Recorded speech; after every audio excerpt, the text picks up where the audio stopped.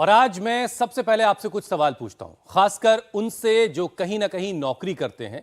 क्या आप office hours बहुत थका थका गुजारते हैं, हर वक्त कमजोरी और उबासी से परेशान रहते हैं और घर जाते ही बिस्तर पर लेट जाने का मन करने लगता है? अगर ऐसा है तो इसी वक्त आपको सावधान हो जाने की जरूरत है, क्योंकि आप बर्नआउट सिंड्रोम का शिकार हो सकते हैं।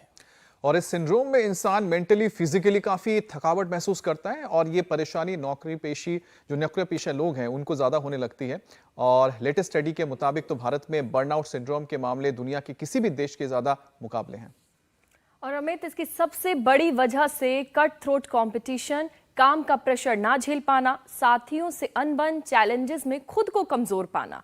भारत में 59% से ज्यादा लोग इस परेशानी से जूझ रहे हैं, जिनके लिए अगले कुछ महीने काफी ज्यादा मुश्किल भरे हो सकते हैं। क्योंकि कश्मीर से कन्याकुमारी तक मौसम का मिजाज बदल चुका है। दक्षिण भारत में बारिश और पहाड़ों पर हल्की बर्फबारी ने मौसम में ठंडक ला दी है। दिल्ली में तो अगले 2 से 3 दिनों में मिनिमम टेम्परेचर गिरकर 10 डिग्री तक आने वाला है। मौसम वैज्ञानिक कड़ाके की सर्दी पड़ेगी इस बार, ऐसा अनुमान लगा रहे हैं। अब ठंड में तो वैसे ही फिजिकल एक्टिविटी काफी कम हो जाती है और बीपी हाई होने का खतरा भी बढ़ जाता है।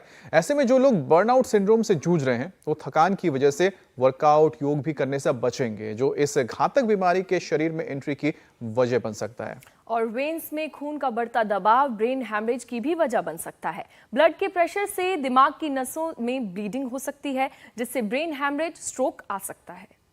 बहुत ज़्यादा डरने की ज़रूरत नहीं है, बस करना यह है कि आपको रोज़ाना हमारे साथ योग करना है। इन तमाम घातक बीमारियों के अटैक से बचना है तो रास्ता बहुत सीधा सा है, चाहे गर्मी हो या सर्दी, ऑफिस में चाहे जितनी टेंशन हो या घर में जितनी परेशानियां, बस थोड़ा वक्त अपने लिए निकालिए और फिर देखिए कितना बड़ा बदलाव आपकी ज़िंदगी में आता है। मेरा दावा है कि कोई भी सिंड्रोम आपकी सेहत का नुकसान नहीं कर पाएगा, बस शर्त यह है कि आप अपना ख्याल रखें, रोज़ाना हमारे साथ वर्कआउट कीजिए। और ये जो बर्नआउट सिंड्रोम है, इससे आपको कैसे मुक्ति मिलेगी, ये आपके शरीर में एंट्री कैसे नहीं करेगा, ये सारी चीज़ें आज बताएंगे हमें स्वामी रामदेव, जो इस वक्त में तस्वीरों में दिख रहे हैं। स्वामी जी प्रणाम, बहुत बहुत स्वागत है आपका। प्रणाम स्वामी जी, स्वागत है आपका। प्रणाम स्वामी जी। बहुत बहुत प्रणाम आपको भी, ज्योत्सना जी, अमित जी और हमारे भाई हुसैन जी। और मैं ही नहीं दिख रहा हूँ, मेरे साथ साथ जो पीछे आप जिस बहन को देख रहे हो, जो अनुलोम विलोम करते करते त्राटक भी कर रही है। अच्छा। इसने तो, इनकी आंखों की रोशनी पूरी चली गई थी, कुछ भी दिखाई नहीं देता था। ब्रेन हेमरेज के बाद, इसको ब्रेन के अंदर ट्यूमर के बाद पूरा नव प्रेस हो गई थी, पूरी आईसाइट गायब हो गई थी। आज ये पूरी देख पा रही है, पहले तो इसका जोरदार अभिनंदन होना चाहिए। क्या हालत थी तुम्हारी, पहचान थी कैसे, फिर चलती कैसे थी? कोई पकड़ के चलाता था और आवाज सुन के पहचानती थी लोगों को। कहाँ की रहने वाली है? कोरबा, छत्तीसगढ़। भावना में आके तो नहीं करी है ना? नाम नहीं क्या नहीं, है? भावना विंद। भावना है, लेकिन भावना भी नहीं करी है, रियली ऐसा हो गया? रियली ऐसा हो गया था। और अब सब दिख रहा है, 100% ठीक हो गया है। हार्ट का भी प्रॉब्लम हो गया था उस समय, और लंग्स का भी, और शुगर भी, सब ठीक है। लो, ये एक बड़ा चमत्कार है। और आज मेरे साथ, मैं इसलिए लाइव एविडेंस के साथ मैं बात करता हूँ।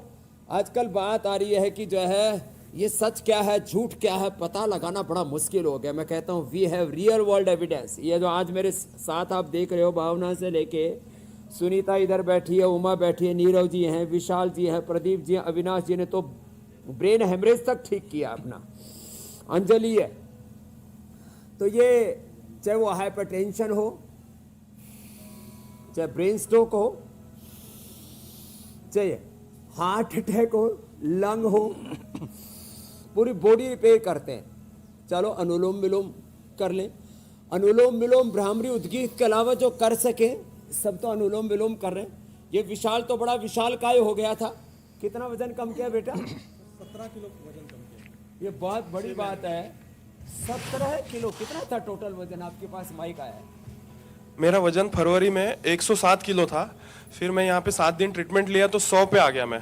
फिर अप्रैल में फिर से आया मैं यहाँ पे, तो 100 से 90 पे आया, 10 किलो वजन कम। बेटा सर मैं इंश्योरेंस कंपनी में जॉब करता हूँ। इंश्योरेंस है तो अपना वजन जो है वो बढ़ता ही जा रहा था। 17 किलो कम कर लिया, 107 से 90 पे आया मैं। क्या बात, अब 90 पे आ गया।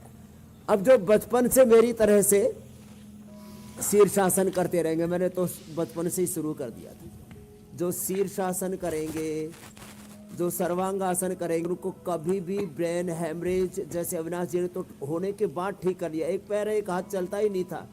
ये अलवर से है हमारे भाई साहब। ये तो बड़ा कमाल है और कि होने के अब बाद ठीक यहाँ किया। पर ठीक होकर के बैठे हुए। तो ये आमतौर से यही लोग कहते हैं कि इस तरह की बीमारी बच भी के जाएंगे। योग आयुर्वेद प्रिवेंशन भी है, कंट्रोल भी है, क्योर भी है, रिहेबिलिटेशन पैलिएशन भी है। इसमें एक इंटीग्रेटेड हेल्थ है, सस्टेनेबल हेल्थ है, फिजिकल मेंटल इमोशनल हेल्थ है। यह एक अंजलि बैठी है बेचारी, वो तो डिप्रेशन से मरने की तैयारी में थे, अभी जिंदा हो गई है। बहुत अच्छी ये बात, होता है बहुत मेरे अच्छी भाई बात। हुसैन जी, कुछ कह रहे थे आप।